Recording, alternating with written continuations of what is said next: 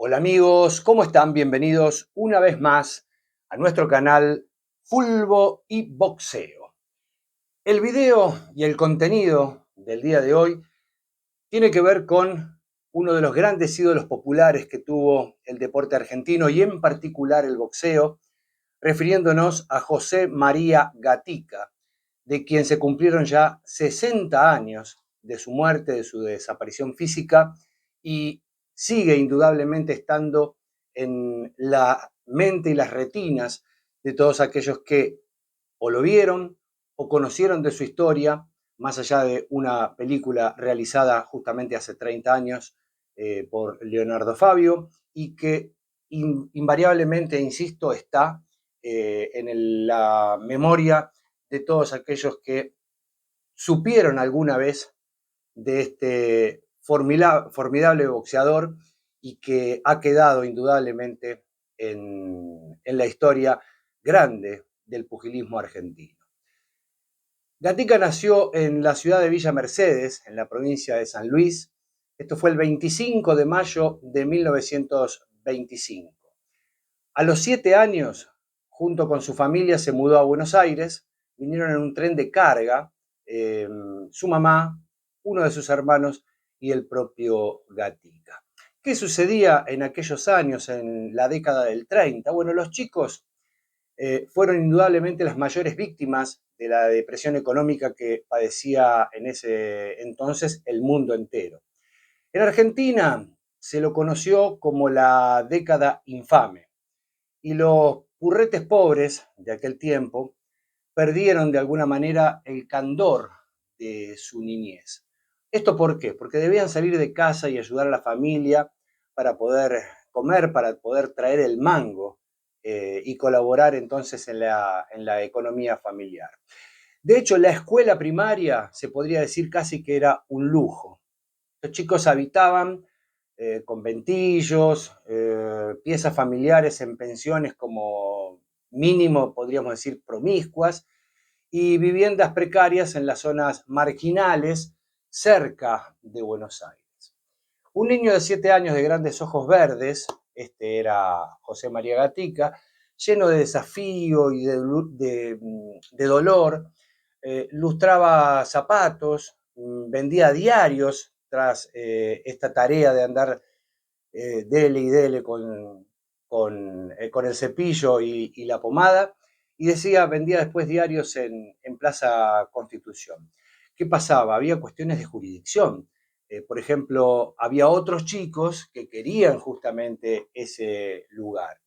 Y Gatica los defendía a las trompadas. Cualquier intento de desplazamiento de alguien que quisiera digamos, quedarse con su banco de la plaza para lustrar o inclusive en su esquina para vocear la venta de los periódicos.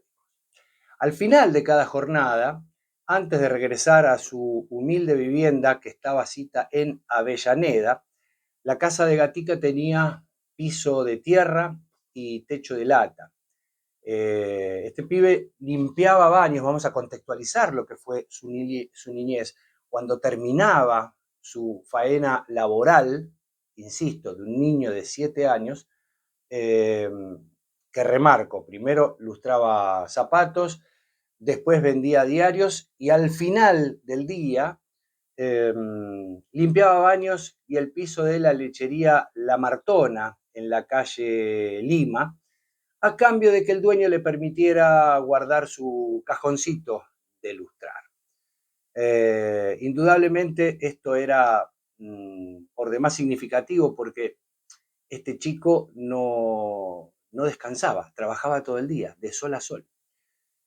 Eh, Había una peluquería en San Telmo, una peluquería de hombres, en donde llegó la versión de un pibito rubiecito, de nariz ensanchada, que tenía una mirada vivaz, pícara, la voz chillona, era intolerante, algo pendenciero se podría decir, el paso veloz y determinado, y se peleaba con cualquiera.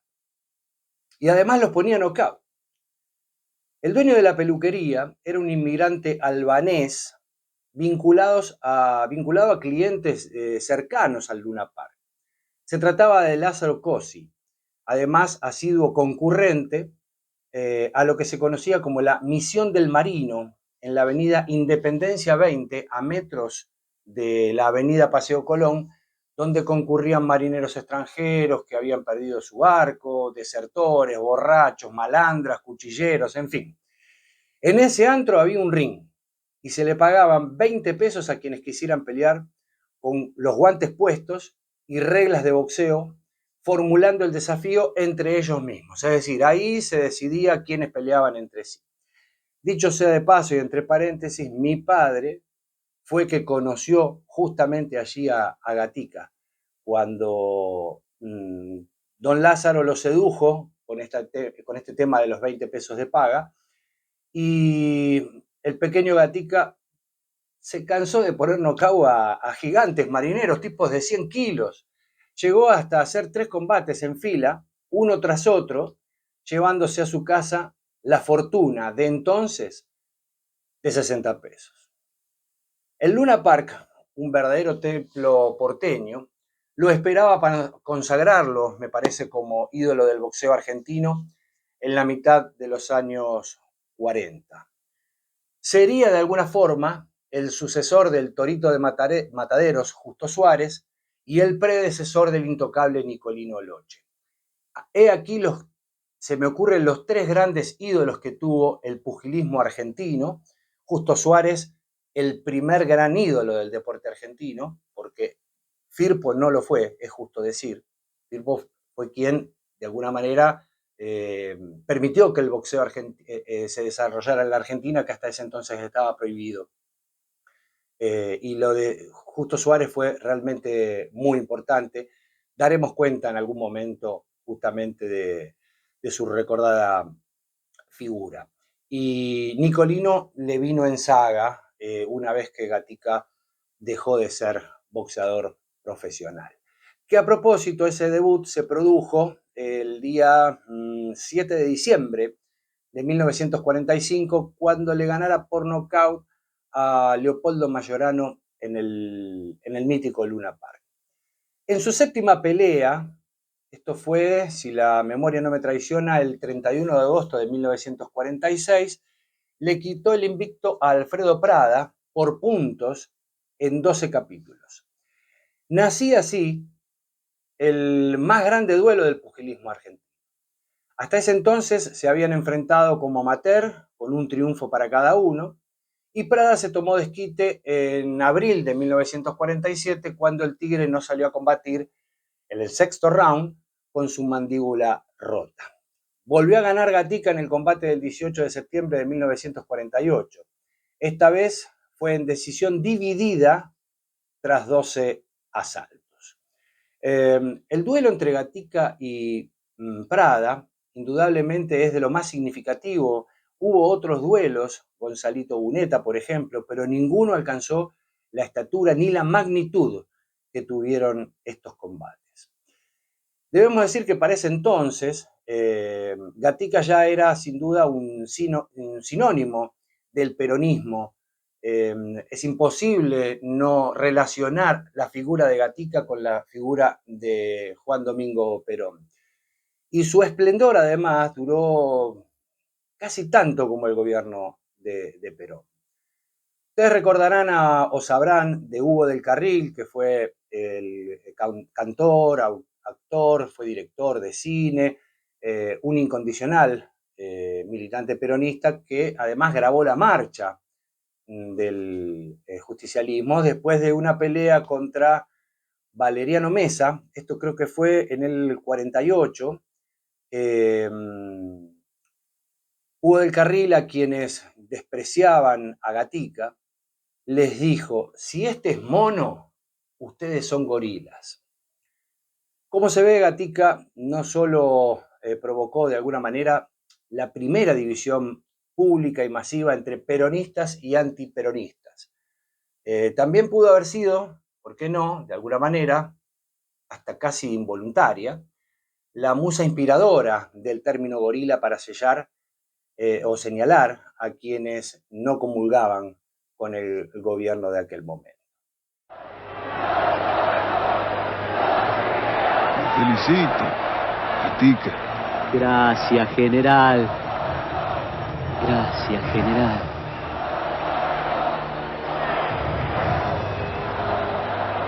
Cómo ruge la leonera, general. Somos lo más grande, general. Dos potencias se saludan.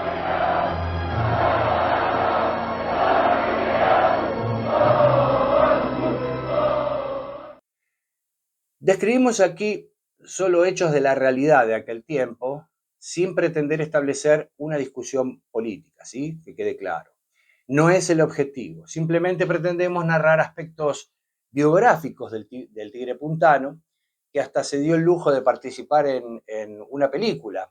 Su última pelea se llamaba, protagonizada por Armando Bo, y que tuvo la participación también de Eduardo Lauce, aquel gran campeón argentino y sudamericano del peso mediano, que además tuvo como línea argumental esa película, la vida del que ya marcamos, primer gran ídolo del deporte argentino, hablamos de Justo Suárez. En ese entonces, Gatica arrasaba realmente con sus rivales, crecía en popularidad, la gente se quedaba fuera del estadio y al no poder ingresar y sin más medios visuales que las fotografías publicadas en los diarios, en las revistas, su rostro era identificable en todo el país. Gatica era un fenómeno popular sin ninguna duda. Ya el público lo conocía como el Tigre o el Mazorquero, apodos que aceptaba en detrimento del otro que tenía un rasgo despectivo, Mono, apelativo que aquí evitaremos utilizar. Tal era además su voluntad. ¿Qué pinta que tenés, Mono? Pareces Gardel, che. Mono las pelotas. Oligarcón. Señor Gatica. Soy Gardel. ¿Entendiste, papito? Volá.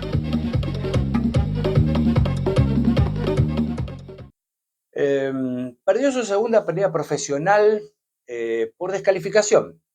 Esto fue en Santiago de Chile, creo que era en el quinto round, ante el local José Valenzuela, en marzo de 1950. Pero en agosto se tomó revancha y fue por nocaut en el octavo en Corrientes y Bullar.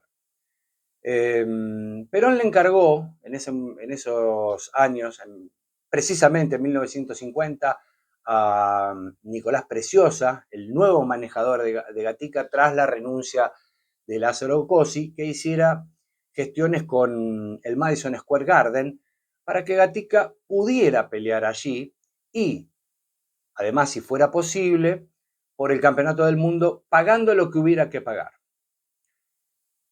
Tan es así que el 1 de diciembre de 1950 venció por nocaut en 4 asaltos a Terry Young en el Madison Square Garden, combate que le abrió la chance a enfrentar al campeón mundial Ike Williams, hecho que ocurrió el 5 de enero de 1951 en pelea sin título en juego.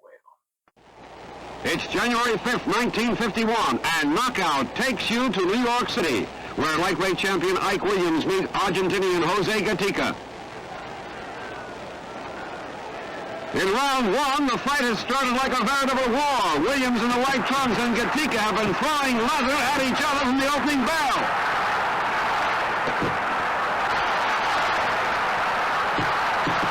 This is only Jose Gatica's second fight in the United States, but in South America, he's built up an impressive record of 35 wins in 36 fights, and he's KO'd almost 3/4 of his opponents.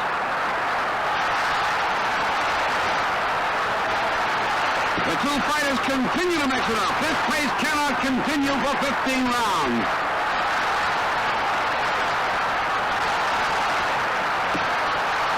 Williams has been the recognized lightweight king for almost 4 years now. He knocked out Bob Montgomery to win the title.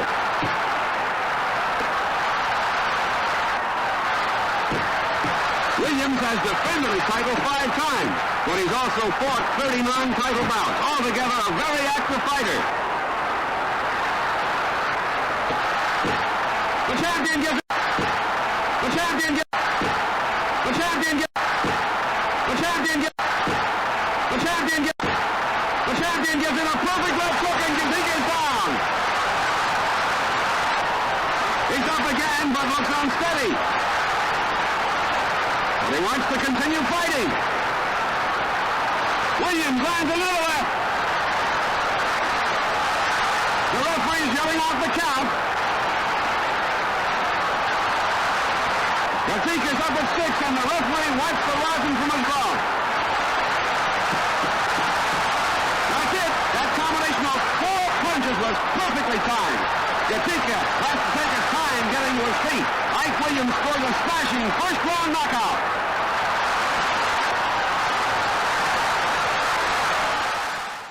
El combate frente al campeón mundial Ike Williams le costó al gobierno $300.000. El Madison Square Garden aceptó que Gatica fuera estelarista en su cartelera y en caso de ganarle a Williams, este viajaría a Buenos Aires a exponer su corona mundial en el Luna Park, en lo que se presumía una inolvidable noche peronista. Lo de Gatica en Estados Unidos fue decepcionante para Perón. A partir de allí, indudablemente, para el mazorquero, ya nada fue igual. El 16 de septiembre de 1953, es decir, 2 años del intento de golpe aquí en la Argentina, se produjo el 6º y último duelo entre Prada y Gatica. Esta, y por única vez, fue con el título argentino de peso liviano en juego. Ganó Prada por nocaut en el 6º round y de este modo la figura de Gatica, lenta e inexorablemente, comenzaba a apagarse. Este fue probablemente el clásico entre Gatica y Prada, como marcamos el que creo es el más significativo en el pugilismo argentino. Y a mi juicio nunca será empardado. Casi que cuesta mencionar a uno sin asociar al otro. El ocaso de Gatica llegaba y el final de su carrera también.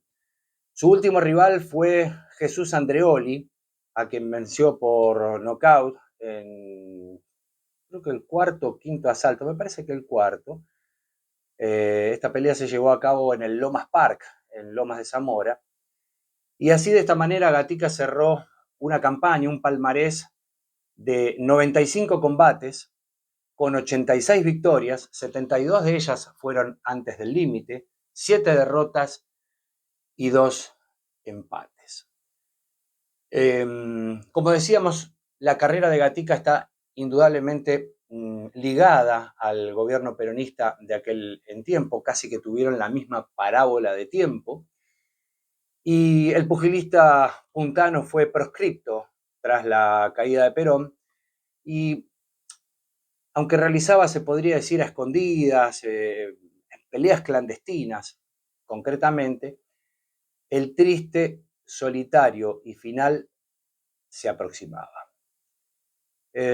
Para ayudarlo, Martín Caradagian en 1957 montó, podríamos decir, yo voy a decir, una fantochada. Era una lucha en donde no había demasiadas acciones de boxeo, la Bombonera no se llenó ni mucho menos, y terminó de la peor manera, porque en una toma que Caradagian le hizo, le rompió los meniscos de su rodilla derecha, y esto lo dejó rengo por el resto de su vida.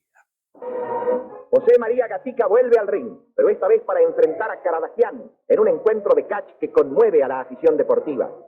El escenario es el estadio de Boca Juniors y los protagonistas, 2 valores indiscutidos en sus respectivas especialidades. Solo queda por ver cómo anda el boxeador Gatica en un match contra el catcher Caradagian.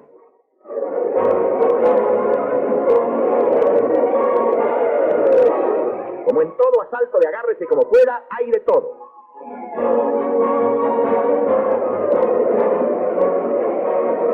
El público sigue ávidamente el combate. Al final final, Caradagian hace valer su mayor dominio del sistema y Gatica, a su merced, se acerca al desenlace del combate. Gana Caradagian y Gatica pierde una magnífica oportunidad de volver a colocarse en el ruedo de los triunfadores. Ahí Gatica, ya retirado, vivió de su fama y siguió derrochando dinero y salud como si los tiempos de apogeo fueran inagotables.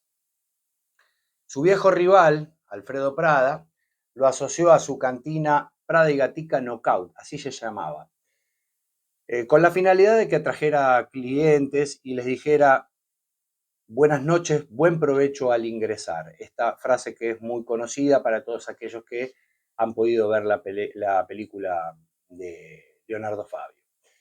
El Tigre Puntano ganó fortunas, verdaderas fortunas. Eran tiempos en donde el pugilismo en Argentina era altamente cotizado, no como ahora que respecto de otros países del mundo el abismo es total, es tremendo, ¿no? En aquellos tiempos los boxeadores fondistas del Luna Park indudablemente percibían sumas que los llevaban a tener una excelente posición económica. Pero bueno, esas fortunas de Gatica se las llevaron las tentaciones de la noche, los amigos del campeón, algunos familiares insaciables y también los fulleros del pase inglés. Vivió 38 años, que parecieron 100.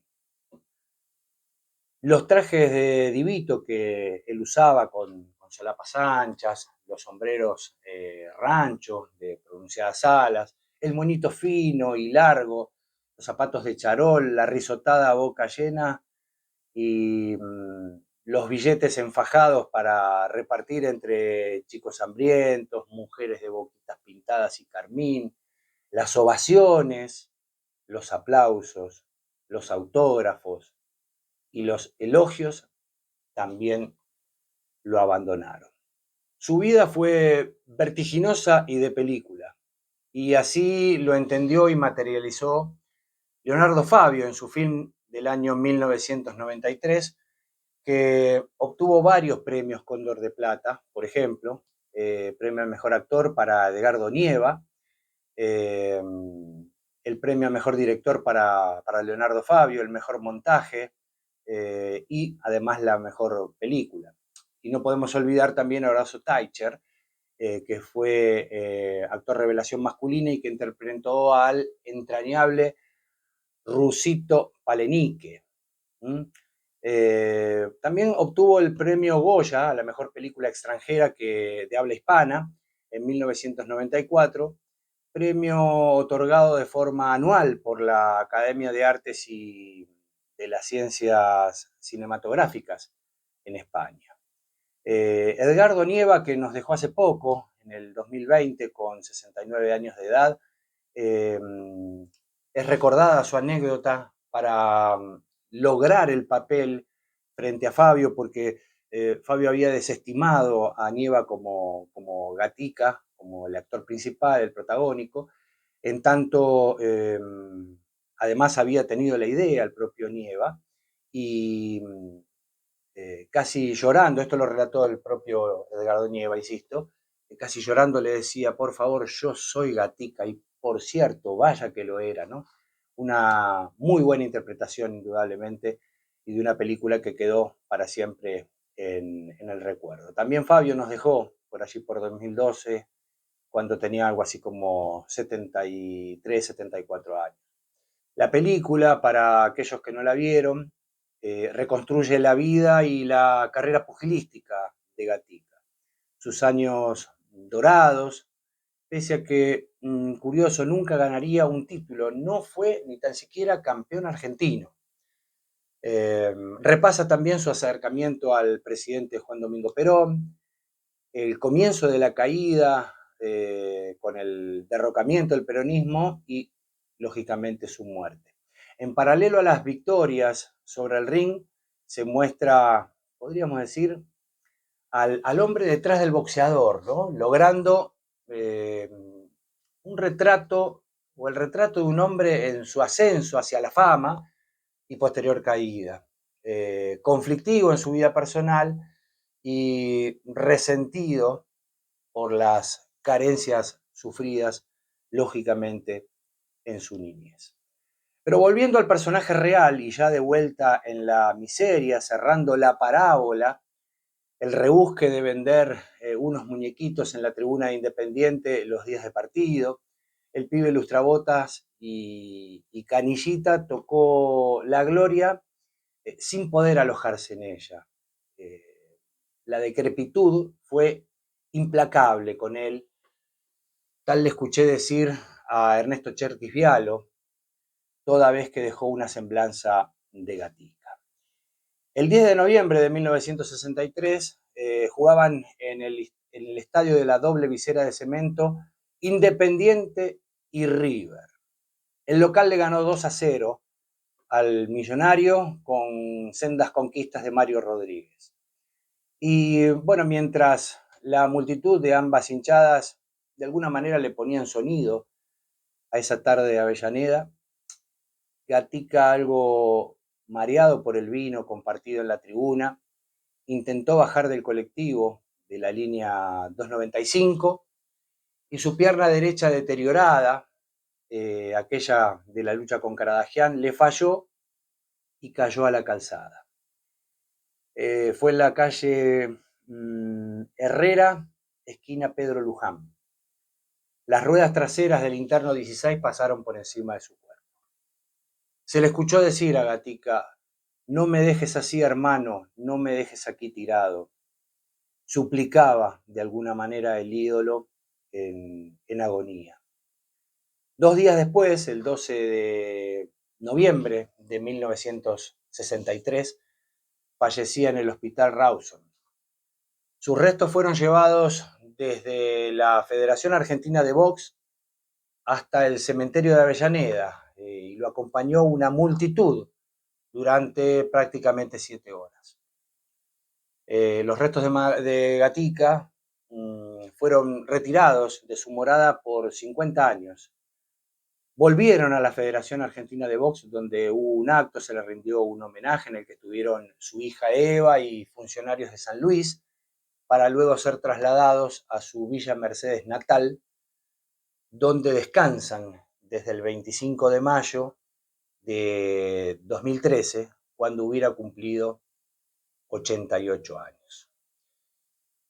Cuando la última palada de tierra cubrió el modesto cajón a la hora del entierro de Gatica, se dejaron oír algunas palabras de su hermano Jesús Gatica, que fueron más o menos así: la única miseria que vivió mi hermano fue consecuencia de su desesperado afán de querer vivir la vida. Bueno, amigos, hasta aquí la evocación a 60 años de la muerte de José María Gatica, el tigre, el mazorquero, como le gustaba que le dijeran, y la satisfacción de brindar este material que esperemos haya sido de vuestro agrado. En el final, como siempre, les pedimos que se suscriban, que nos acompañen, que le den like a este video si ha sido de vuestro agrado. Dejen sus comentarios, los leemos y respondemos. Y los invitamos, los convocamos para la próxima, como siempre, aquí en Fulbo y Boxeo.